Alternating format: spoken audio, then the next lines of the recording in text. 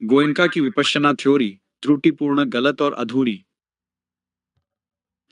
आप में से कई लोगों की तरह मैंने भी कई 10 दिन के कोर्स, 2 सती पठान, एक 20 दिन और एक 30 दिन का कोर्स किया है। मैंने इस तकनीक का गहराई से अभ्यास किया है और मैं मानता हूँ केवल शारीरिक जागरूकता के अभ्यास के रूप में यह सबसे अच्छी विधियों में से एक है।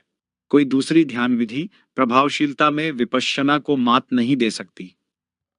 लेकिन किसी तकनीक का अभ्यास करना और किसी थ्योरी को आंख मूंद कर स्वीकार करना दोनों अलग बातें हैं। वर्षों से हमें कहानी का केवल एक ही पक्ष बताया गया है। शुरुआती साधक के लिए यह कहानी अच्छी लगती है, कभी कभी सोचने पर मजबूर भी करती है। आज मैं आपको दूसरा पक्ष दिखाना चाहता हूँ।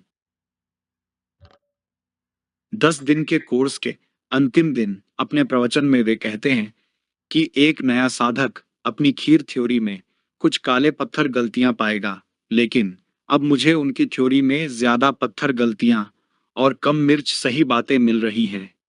मैं कोई नया साधक नहीं हूँ। वास्तव में मैं एक रीजनिंग ट्रेनर हूँ और इंजीनियरिंग कॉलेजों में जाकर तर्क शक्ति सिखाता हूँ। मेरे वीडियो में आप जो देखेंगे वह मेरे 30 साल के ध्यान अनुभव और मेरी तर्क शक्ति का परिणाम है।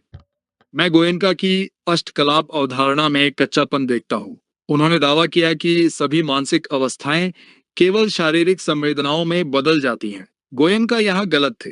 उन्होंने अभ्यास की मूल संरचना ही बदल दी। उन्होंने ध्यान से मन को अलग कर दिया और ऐसा करके सीधे बुद्ध के शब्दों से भटक गए।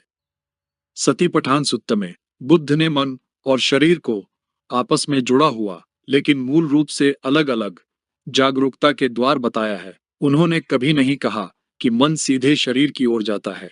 यह गोयनका ने कहा। आने वाले वीडियो में हम देखेंगे कि कैसे यह बुद्ध के ग्रंथों से सीधा विरोधाभास है और मन शरीर विभाजन की वैज्ञानिक सच्चाई है। हम साधक हैं।